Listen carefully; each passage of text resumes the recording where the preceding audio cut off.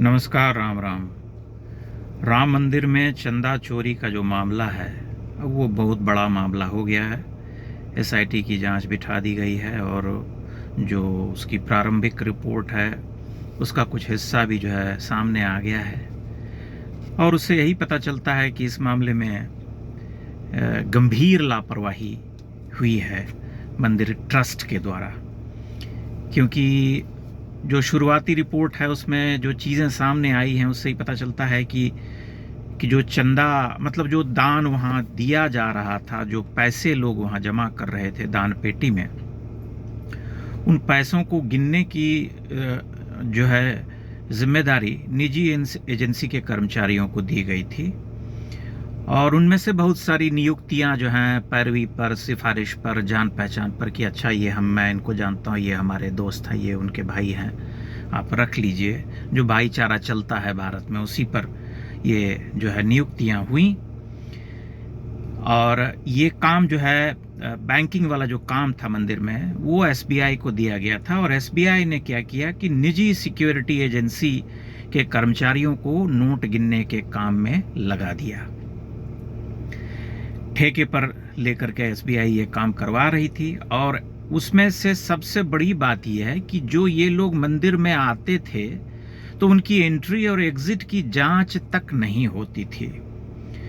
बहुत सारा ऐसा मामला भी सुनने में आया है कि वहाँ पर जो सीसीटीवी कैमरे लगे हुए हैं उसमें कई बार ये कर्मचारी उसके सामने खड़े हो जाते थे और उसके बाद जो है वहाँ से नोटों की चोरी का काम किया जाता था। एक ड्रेस कोड दिया गया था लेकिन उसको कोई पहनता नहीं था, उसका कोई पालन नहीं करता था। तो ये सब जो बातें हैं जो सामने आई हैं जांच में, उससे यही पता चलता है कि सब कुछ जो है राम मंदिर में राम भरोसे चल रहा था। मतलब व्यवस्था कहीं से भी चाक चौबंद नहीं थी। क्या ठीक है, ट्रस्ट में है, पैसा आ रहा है, चंदा लोग करोड़ों करोड़ की संख्या में, लाखों की संख्या में दर्शनार्थी आ रहे हैं, सभी देना चाहते हैं, पैसे जमा कर रहे हैं भगवान राम के मंदिर में अपनी शक्ति से, अपनी श्रद्धा से। लेकिन उन पैसों की पाई पाई का हिसाब होना चाहिए। मंदिर के ट्रस्ट में जो आ रहा है पैसा वो नहीं। कोई भी नोट गिन रहा है, कोई भी आ रहा है, कोई भी जा रहा है, किसी भी तरह का कपड़ा पहन रहा है। तो इन सब बातों के कारण इतना बड़ा दाग जो है इस मंदिर निर्माण के 2 वर्ष भी नहीं हुए हैं। इनफैक्ट ये कहना चाहिए कि मंदिर में जो भगवान राम की प्राण प्रतिष्ठा हुई उसके बाद से 1.5 वर्ष का समय बीतता है और ये जो है स्थिति हो गई आज। और इस कारण से जो राम भक्त हैं इस देश में उनका मन जो है बहुत बुरी तरह से हताश हुआ है, टूटा है, क्योंकि ये कोई हंसी मजाक का मामला नहीं है। मैंने बहुत सारे लोगों को देखा जो ये निरंतर जो है प्रलाप कर रहे हैं चंपत राय के बारे में कि वे बहुत महान आदमी हैं, 2 जोड़ी धोती कुर्ता पहनते हैं, ऐसे घर में रहते हैं, वैसे घर में रहते हैं। ऐसी महानता का मेरे लिए कोई अर्थ नहीं है, क्योंकि राम मंदिर तीर्थ क्षेत्र जो ट्रस्ट है उसके महासचिव हैं, इतने बड़े महत्वपूर्ण पद पर बैठे हैं। तब उन जैसे लोगों को यह आश्वस्त करना था कि सब कुछ मंदिर में सुचारू और सुव्यवस्थित रूप से हो, किसी तरह का अनुशासन जो है वह टूटे नहीं। और ये इस तरह की लापरवाही कि जो वहाँ पर श्रद्धालु पहुँच रहे हैं, जो पहुँचे हैं, जो पहुँचते रहे हैं, जिन्होंने अपनी मेहनत की गाढ़ी कमाई भगवान राम के मंदिर में आकर के अपनी श्रद्धा से अर्पित की, उन सब की भावनाओं का मजाक उड़ाते हुए करोड़ों करोड़ रुपए इधर से उधर गायब कर दिए गए। इसलिए ये बात बहुत महत्वपूर्ण है, क्योंकि अयोध्या में भगवान राम के मंदिर की प्रतीक्षा जो है हिंदू समाज लगभग 450 पौने 500 वर्षों से कर रहा था। इसके लिए अगणित बलिदान दिए गए, न जाने कितने संघर्ष हुए, कितने लोगों ने अपने रक्त का दान किया। लंबे समय तक ये रक्तपात का इतिहास रहा है, मध्यकालीन भारत में तो रहा ही है। और उसके बाद भी निरंतर जब राम मंदिर आंदोलन ने जोर पकड़ा तो उसके बाद भी निरंतर लोग यहाँ पर अपने प्राणों की आहुति देते रहे हैं। उन सब बलिदानियों की भावनाओं को मटिया मेट करके मंदिर बनने के बाद उसके ऐश्वर्य को भोगने वाले पापियों को सजा मिलनी चाहिए, हमारा ये कहना है, चाहे वो कोई भी हो। चूंकि उत्तर प्रदेश के यशस्वी मुख्यमंत्री श्री योगी आदित्यनाथ जी ने ये आश्वस्त किया है और कहा है कि 15 दिनों के भीतर दूध का दूध, पानी का पानी हो जाएगा और कोई भी व्यक्ति जो कि इस गर्हित कार्य में शामिल रहा है या जिसकी भी सहभागिता रही है वह बचेगा नहीं, उसे बचाया नहीं जा सकेगा।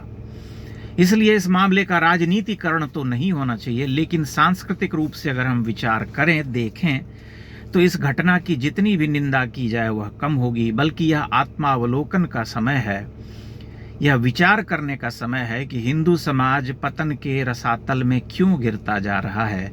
क्योंकि जहां पर लोग भगवान राम के नवनिर्मित और बहुप्रतीक्षित मंदिर में काम करते हुए वहां से पैसे उड़ा सकते हैं, वे पैसे जो कि इस देश के श्रद्धालुओं ने वहां आकर के जमा किए थे, तो वे कुछ भी कर सकते हैं, क्योंकि उनके मन में कोई भय नहीं है, इवन भगवान राम का भय नहीं है। तो वे मंदिर में जा करके वहां पर नोटों की गिनती करते हुए या वहां की व्यवस्था को देखते हुए या उस व्यवस्था में शामिल होकर ये इनके प्रकार इस भ्रष्टाचार में शामिल रहे हैं, तो ऐसे लोगों को माफ़ी क्यों मिलनी चाहिए। अगर वे किसी तरह से छूट जाते हैं इस एसआईटी जांच में या बचकर निकल जाते हैं, तब भी मैं यह मानता हूं कि उन्हें मुक्ति तो नहीं मिल पाएगी। कर्म फल से मुक्ति किसी को नहीं मिलती है, वह फल जो है उन्हें अवश्य प्राप्त होगा, आज नहीं तो कल प्राप्त होगा।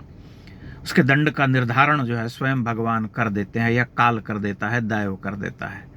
इसलिए इस पर मैं लंबे समय तक चुप था और मैं देख रहा था कि हो क्या रहा है, क्या चल रहा है। क्योंकि शुरू में तो लगा कि यह अफवाह है, इसे राजनीतिक रूप से बदनाम करने के लिए उठाया जा रहा है, उड़ाया जा रहा है, लेकिन बाद में पता चला कि यह अफवाह नहीं है, एक सच्ची घटना है, एक दुखद घटना है, जिसने करोड़ों करोड़ हिंदू श्रद्धालुओं के मन को चोट पहुंचाई है, जिसने हमें यह सोचने को विवश किया है कि भला वह कौन सा स्थल है, कौन सा तीर्थ है जो कि भ्रष्टाचार से मुक्त है।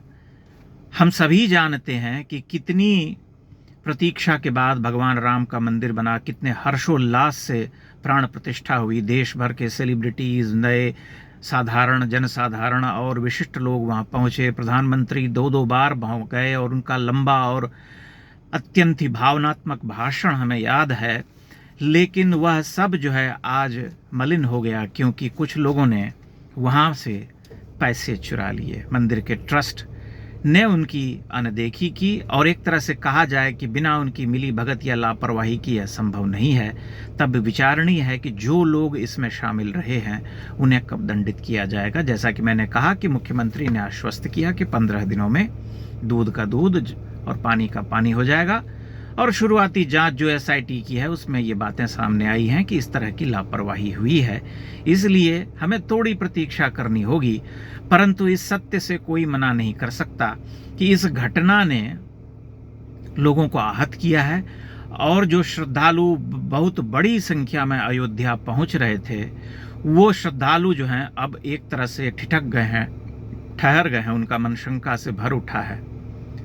क्योंकि भीतर जब यह भाव आ जाता है मन में कि भगवान राम का मंदिर भी सुरक्षित नहीं है, वहाँ के लोग ही जब भ्रष्टाचार कर रहे हैं, तब भला हम वहाँ क्या जाएं, क्यों जाएं। इसलिए इस नीच कर्म को पूरी तरह से इसकी धुलाई करके मंदिर में जो पवित्रता का वातावरण है उसकी स्थापना होनी चाहिए और उसकी पुनर्प्रतिष्ठा जो है वह अनिवार्य है। आप सभी अपने विचार, अपनी भावनाएं इस बारे में अवश्य प्रकट कीजिएगा। बहुत बहुत धन्यवाद।